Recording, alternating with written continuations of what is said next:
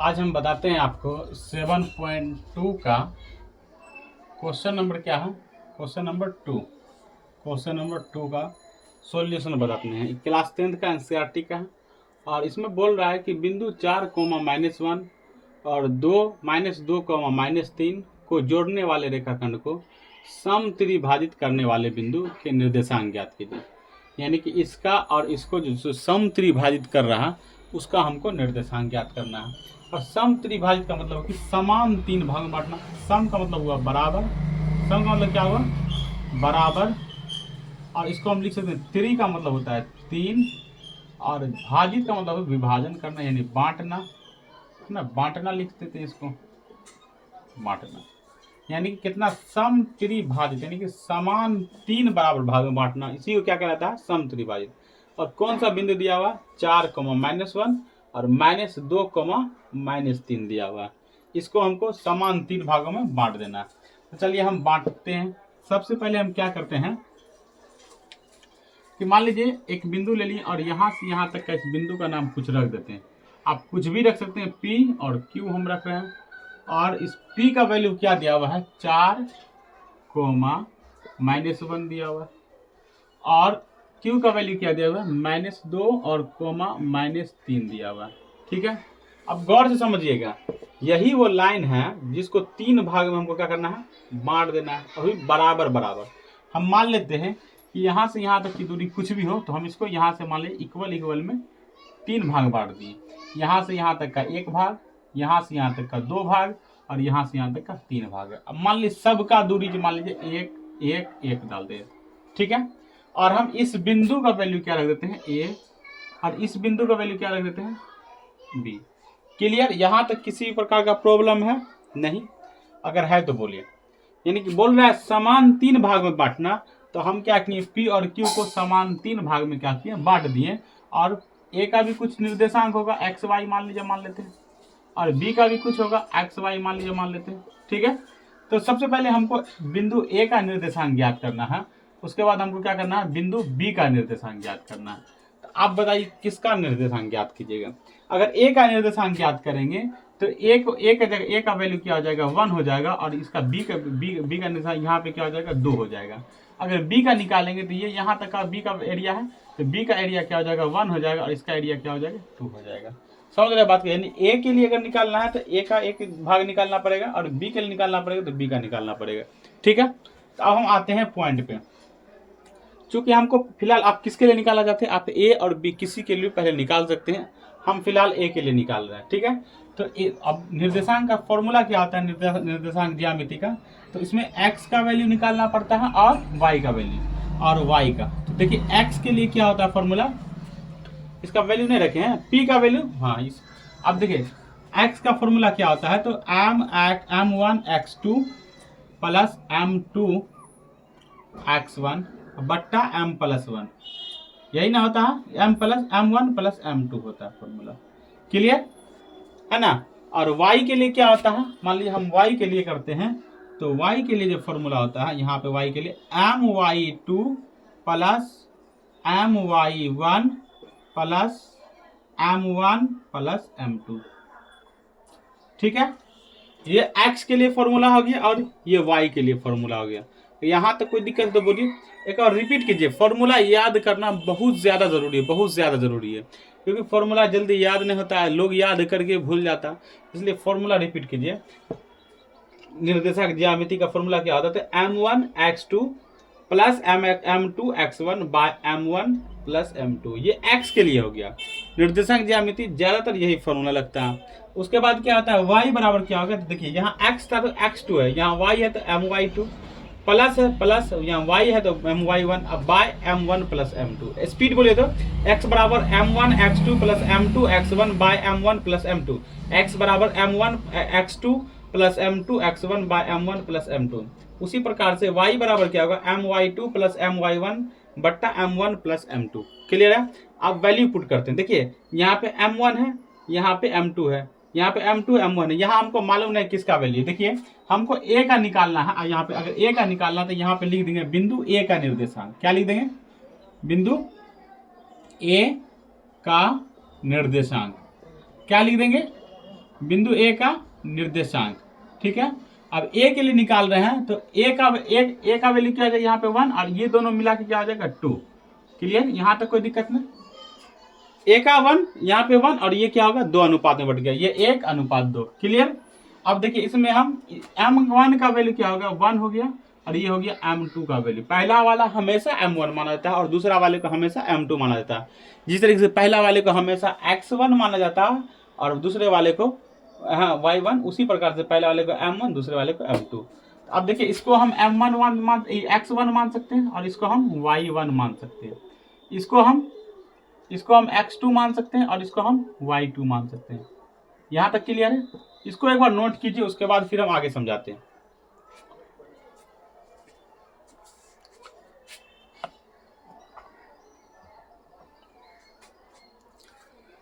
इसके बाद देखिए यहाँ पे होता क्या है। अब यहाँ पे हम इसको रफ में एक बार एक साइड कर देते हैं रफ में, और m1 और m2 निकाल लेते हैं, x1 और x2 निकाल लेते हैं। m1 का वैल्यू क्या है 1, m2 का वैल्यू क्या है 2, x1 का वैल्यू क्या है 4 और x2 का वैल्यू क्या है -2, यही ना है। इसी प्रकार से हम y1 और y2 का वैल्यू क्या आ जाएगा -3 और y1 का वैल्यू क्या होगा -1। यहाँ तक कोई दिक्कत, इसको वैल्यू को समझिए एक बार, देखिए कहीं दिक्कत है तो बोलिए। चलिए इसके बाद क्या करना है हमको, इसके बाद हम सबका वैल्यू पुट करते हैं, ठीक है। मान लीजिए हम वैल्यू पुट करते हैं तो सबसे पहले गौर कीजिएगा कि देखिए यहाँ m1 है, यहाँ पे x बराबर निकाल रहे हैं, पहले x बराबर निकाल लेते हैं। m1 है तो m1 की जगह क्या देंगे, तो m1 की जगह यहाँ 1 है तो m1 की जगह 1 दे देंगे। गुना है दोनों के बीच में तो दोनों के बीच में गुना दे देंगे। और x2 का वैल्यू खोजिए तो x2 का वैल्यू -2 है। देखिए यहाँ पे नहीं दिखाई दे रहा तो यहाँ देख लीजिए, x2 का वैल्यू -2 यहाँ पे प्लस है तो यहाँ पे प्लस। m2 का वैल्यू क्या है, तो m2 का वैल्यू 2 है। देखिए यहाँ 2 तो m2 का वैल्यू 2 और दोनों के बीच में गुना है तो गुना। और x1 का वैल्यू क्या है, x1 का वैल्यू 4 है तो 4। m1 का मान क्या है 1 और m2 का मान है 2, तो m1 और प्लस 1 2, ठीक है। ये अगर इसको जोड़ते हैं तो प्लस और माइनस क्या होता है, देखिए यहाँ पे प्लस। क्वेश्चन मिटा दें, जगह बोर्ड पे नहीं है तो क्वेश्चन में को मिटा देते हैं।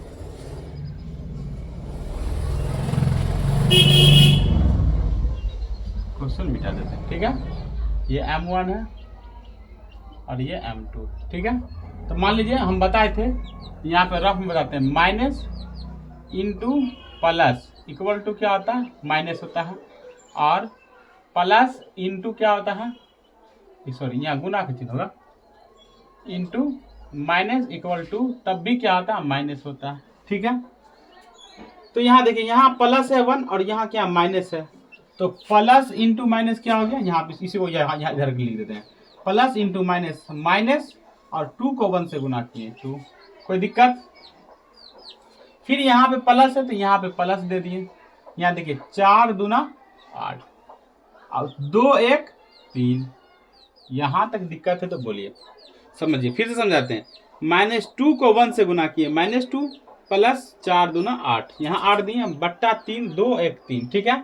m1 का मान देख लीजिए यहाँ से दिए हैं और x2 का मान यहाँ से दिए हैं, m2 का मान यहाँ से दिए हैं और x1 का मान यहाँ से दिए, देख लीजिए यहाँ से, ठीक है। अब इसको 8 में देखिए माइनस और प्लस, अगर माइनस को प्लस से अगर हम जोड़ते हैं, हम कल भी बताए थे क्या होगा, घटेगा, क्या होगा घटेगा, और साइन जो होगा बड़ा संख्या का होगा, चिन्ह किसका होगा बड़ा संख्या का होगा, चिन्ह किसका होगा बड़ा संख्या, एकदम बेसिक से बता रहे हैं, चिन्ह किसका होगा बड़ा संख्या होगा। यानी माइनस और प्लस यानी कि दोनों को हम क्या करते हैं हमेशा घटेगा। 8 में से 2 गया 6 और दोनों में बड़ा कौन था 8, तो दोनों में बड़ा 8 था, 8 का वैल्यू था प्लस, इसलिए प्लस छुपा हुआ रहता। अब बट्टा 3 से अगर काटते हैं तो 3 2 बार में कट गया, और हम ये निकाल किसका वैल्यू रहते हैं x का वैल्यू, यानी x का वैल्यू हमको क्या निकल गया 2। अब y का वैल्यू निकाल लेते हैं, यहां तक आप इसको नोट कीजिए।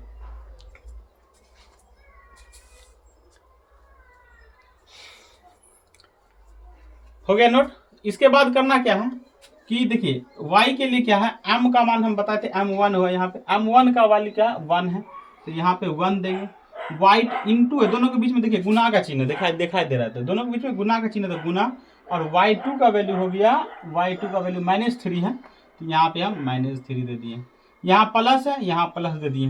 m1 फिर क्या है m2 का वैल्यू क्या है, तो m2 का वैल्यू 2 है, तो 2, और दोनों के बीच में गुना है तो गुना दे दिए। y1 का वैल्यू क्या है, तो y1 का वैल्यू -1 है, तो -1। अब बट्टा क्या है, m1 का वैल्यू 1 और m2 का वैल्यू 2। क्लियर, समझिए गौर से। यहाँ से फिर से m1 का वैल्यू क्या था, तो 1 था, यहाँ देखिएगा, और y2 का वैल्यू क्या था, तो y2 का वैल्यू -3 था, तो -3 दिए। प्लस है, प्लस दिए। m2 का वैल्यू देखिए, m2 का वैल्यू यहाँ से खोजते हैं तो 2 है, और y1 का वैल्यू क्या है, -1 है, तो -1 दिए। m1 1 था और m2 2 था, तो 1 + 2। अब देखिए यहाँ पे अभी जस्ट बताए थे, इसका माइनस का चिन्ह है और इसका प्लस का चिन्ह है, तो माइनस और प्लस क्या होगा, माइनस, और 3 को 1 से गुना करेंगे तो -3 हो जाएगा। यहाँ प्लस है और यहाँ माइनस है, तो प्लस और माइनस क्या होगा, माइनस, प्लस और माइनस क्या होगा, माइनस, प्लस और माइनस क्या होगा, माइनस, और 2 को 1 से गुना करेंगे तो क्या होगा, 2। क्लियर, और 2 1 3, यानी कि हमको y बराबर क्या निकल जाएगा हमको, तो y बराबर हमको निकल जाएगा, इसको हम इसे रफ कर देते हैं, तो हमको y बराबर क्या निकल जाएगा, यहाँ पर लिख देते हैं। तो अगर हम इसको लिखते हैं तो 3 और 2 -5 और -5/3, इसको हम लिख सकते हैं कि x बराबर हमको निकला 2 और y बराबर -5/3। x बराबर 2 यहाँ पे लिख देते हैं, x बराबर 2 और कोमा y बराबर -5/3, यानी कि यहाँ जो x y का वैल्यू था हमको a के लिए, वो क्या निकल गया, x बराबर 2 और y बराबर -5/3। इसको उतारिए।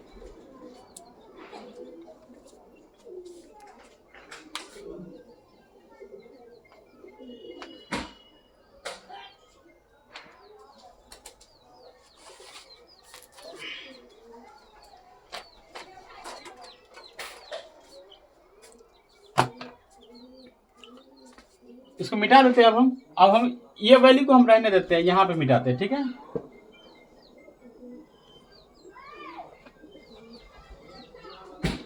ये किसका निर्देशांक निकल गया था हमको, ए का निर्देशांक निकल गया था। ये जो निकला था हमको, ये ए का निर्देशांक निकला था, बिंदु ए का निर्देशांक, बिंदु ए का निर्देशांक ये निकाल लिए थे हम, ठीक है।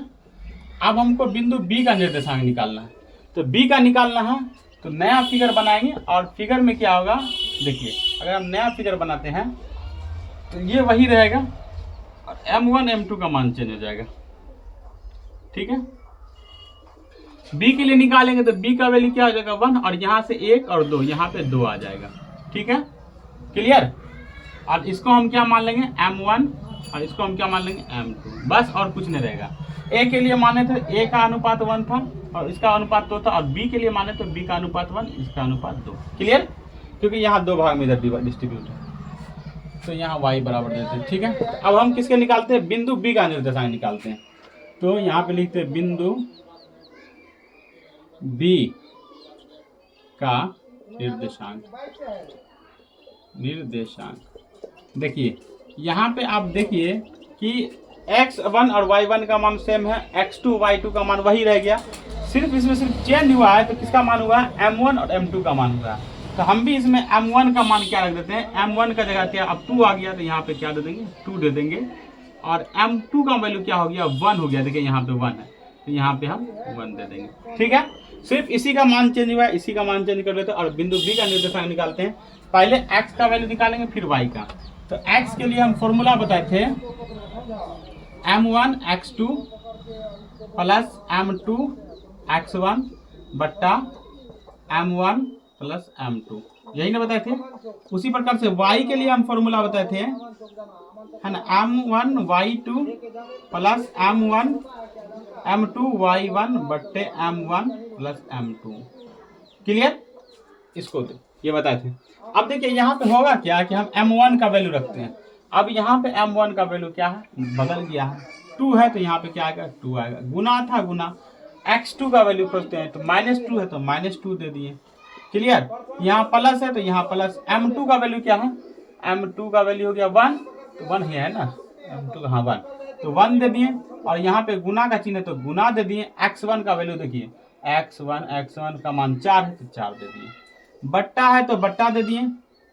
और m1 का मान है 2 और प्लस 1। क्लियर।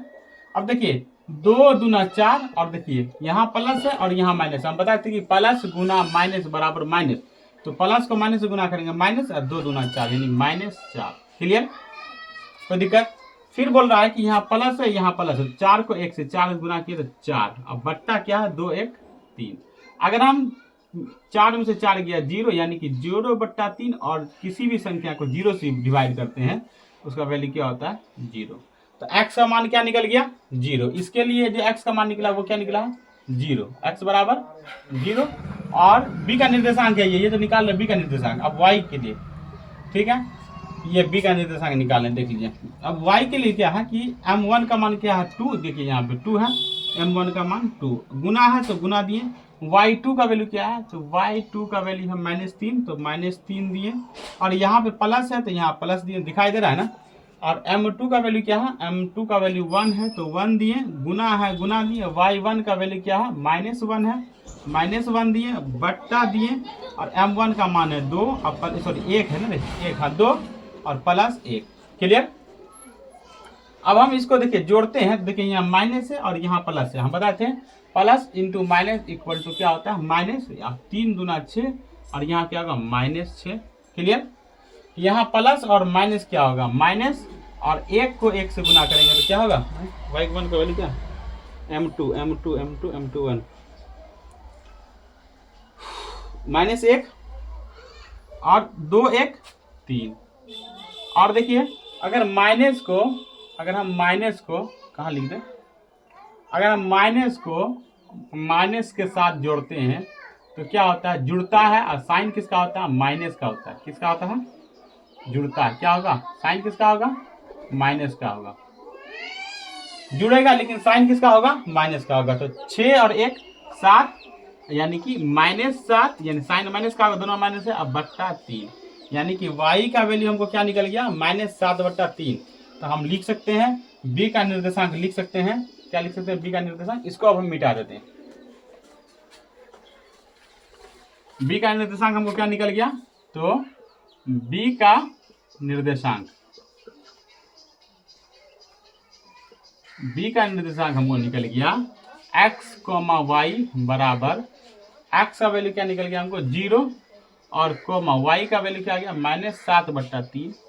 ये आपका हो गया 2 नंबर का प्रूफ। ठीक है, ए का निर्देशांक हम निकाल दिए थे, बी का निर्देशांक निकल गया। इसी प्रकार से अगला क्वेश्चन जानने के लिए कमेंट करें, और किसी प्रकार का हमारे क्वेश्चन में कोई दिक्कत हुआ होगा तो उसमें कमेंट करें, और हमारे वीडियो को लाइक शेयर करें, बेल आइकन दबाना मत भूलें।